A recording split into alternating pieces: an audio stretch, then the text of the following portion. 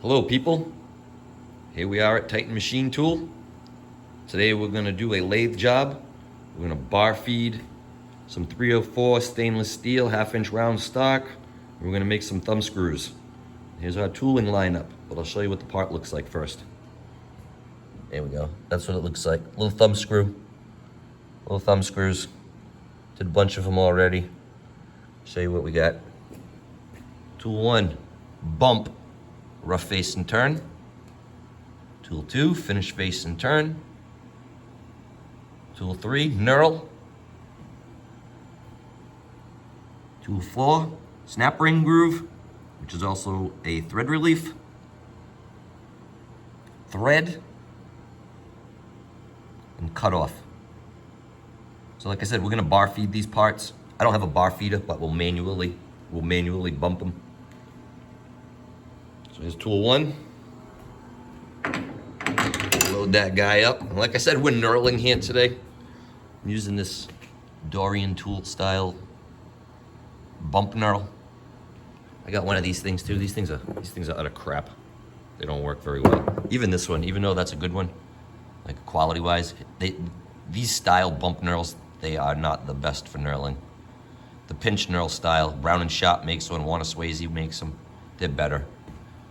The pressure that's generated knurling is pretty extreme. I actually moved the tool post because this guy is sitting right here, so technically it can pivot like this, and you're hanging the knurl way out here and you're pushing way out here like this. It actually overrunning the parts over and over. It actually winked the tool post and canted it so it wasn't square anymore. I noticed my diameters started changing. I'm like, man, why are these diameters changing? Well, it turned out the damn tool post started moving from the pressure of the knurl. So the scissor type is actually better. Well, not scissor, pinch type. You know, it's like this. It's got the wheels like this and it comes in like that and knurls. Anyways, you want to know about knurls? Go watch Mr. Pete. Mr. Pete's got videos. He does awesome videos. The guy's got a wealth of knowledge. If you don't subscribe to Mr. Pete, aka Tubal Cain, go and do that right now, because the information he's going to provide to you. He used to be a shop teacher too, so he explains it well. His presentations may be better. He has nice video editing skills as well too, where I don't do any video editing. You just get it raw. So anyways, this is what we've got going. I'm gonna set you up here. Hopefully we can zoom in a little here. We can set you right here with the tripod that was so graciously given to me by one of these fantastic viewers I have here. See if this will, there we go. See if that's a good view right there. This way I can run the machine, change my tools, and you can watch what's going on. We'll keep that tool in the view. We'll keep it in the view so you can see as I'm changing them there. All right. Hopefully that'll work well. Let's start the program up. Let's queue up the program, run, start. First thing is it's gonna do is it's gonna position so that I can bump.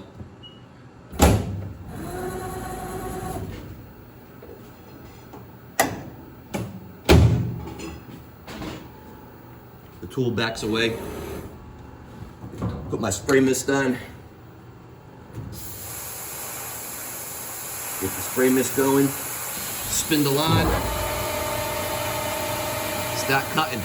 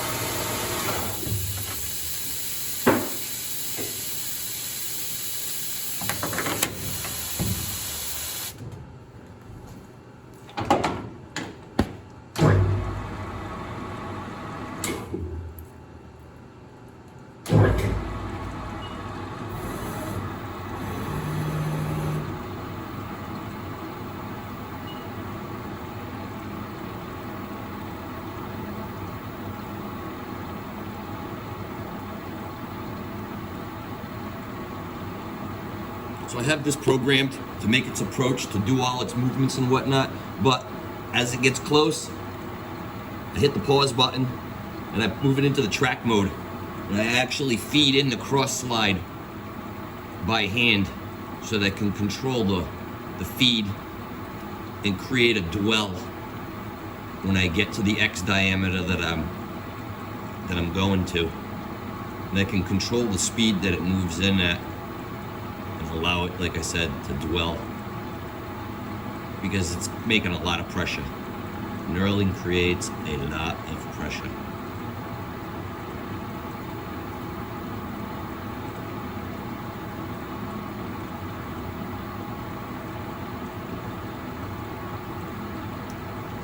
So I'm approaching my finish X number. Like I said, it's in the program, but I'm feeding using the track feature, tracking.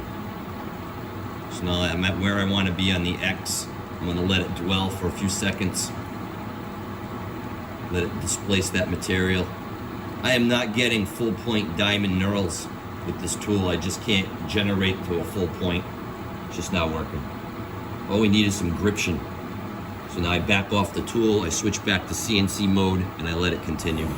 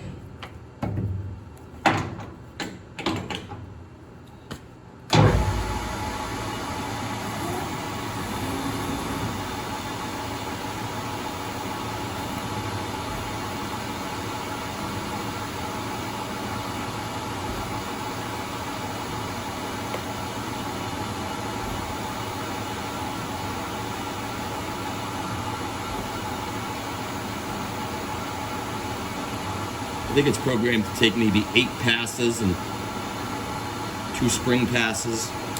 As I get close, I flat file the threads and hit the thread relief snap ring groove as well.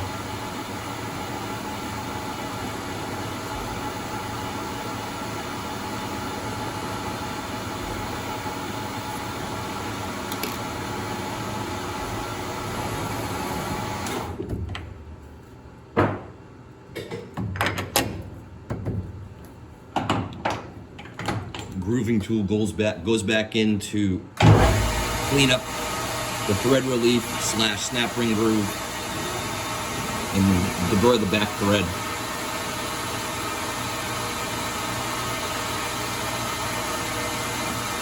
I also use the same tool to face at Z0 to face off any burr that may have been generated while threading. I remove the tool so I don't injure myself, because I'm going to go in and deburr this with some Scotch-Brite now, polish it up.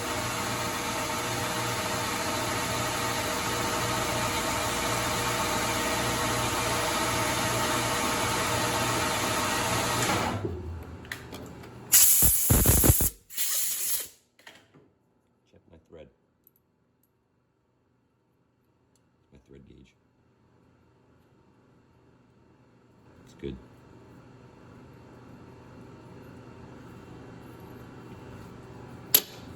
Repolish.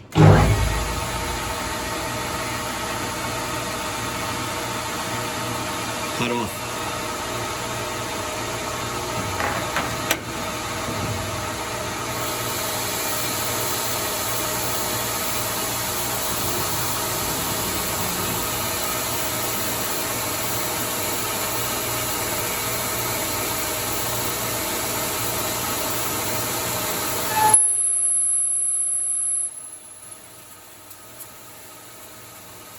Hot ketchup.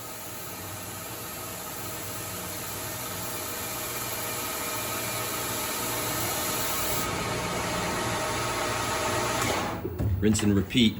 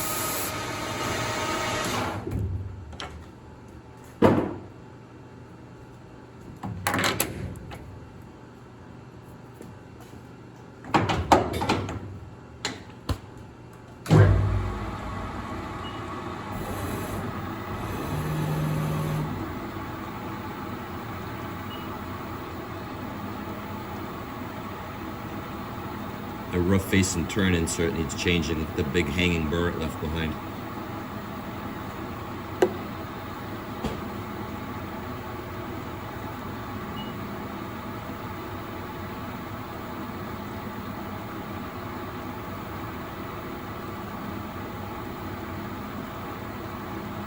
Looked like the part was getting a little hot on the rough face and turn.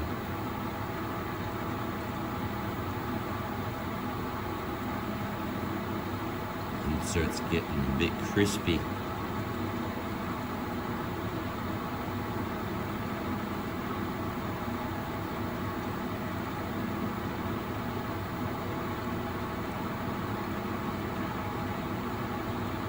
So here's the hang time on the dwell for the knurl.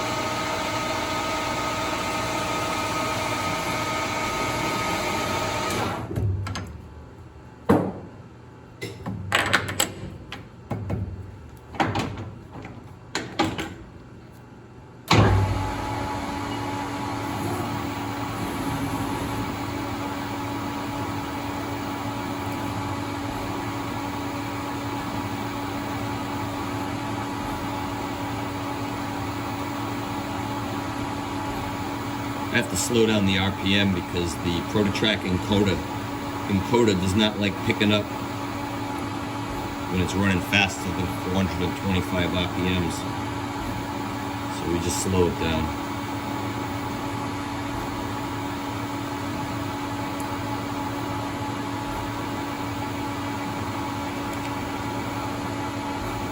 Flat file.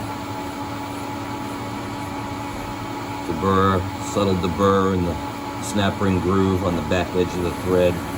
Small deburr on the front.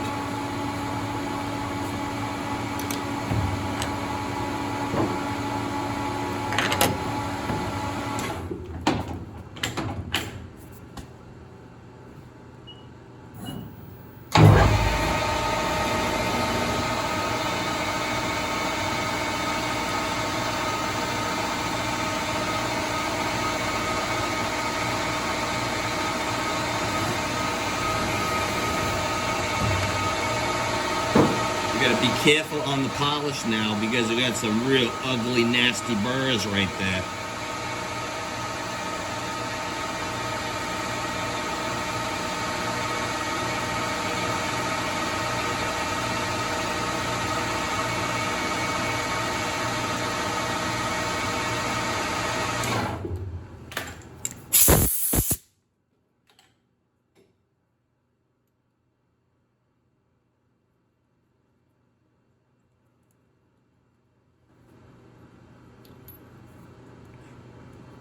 Things that hurt you. We'll just leave them be for now. Oh, look at it. It's separated. Let's take that off. It's separated. Those things will hurt you. Cutoff tool. Spray mist. Spindle.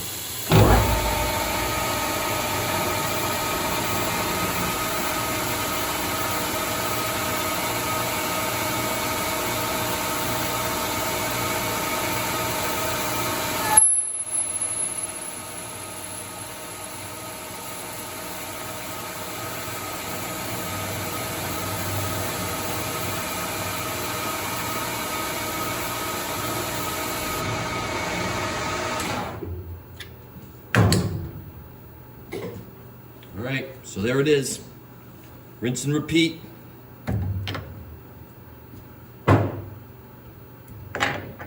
Same deal. So we'll do the same thing over and over and over again until we get all our parts. And on the bump here, I'll show you the bump again. It's just some arbitrary number. And I position so that when I can bump out, I hit on the shank of the tool over here. And you can just adjust the Z depending on how much material you want to leave to face off. If you need to leave a lot of material to face off, change the Z. Leave it don't go in so much. If you want to leave less, go in a little further, but you can just change that number on the bump right there, whatever you want. Collet open, bump, collet closed. And then I just position so that it gets out of the way so I can turn the spindle on, I can put my coolant on, and then I can get it ready to go. But like I said, this guy's gonna need a change because it's getting a little crispy last go round. But anyways, that's it for today. Titan machine tool. Making thumb screws. And we'll go do side 2 after we get all the ones we need. Thank you for watching. If you like these videos, please subscribe. Have a good day.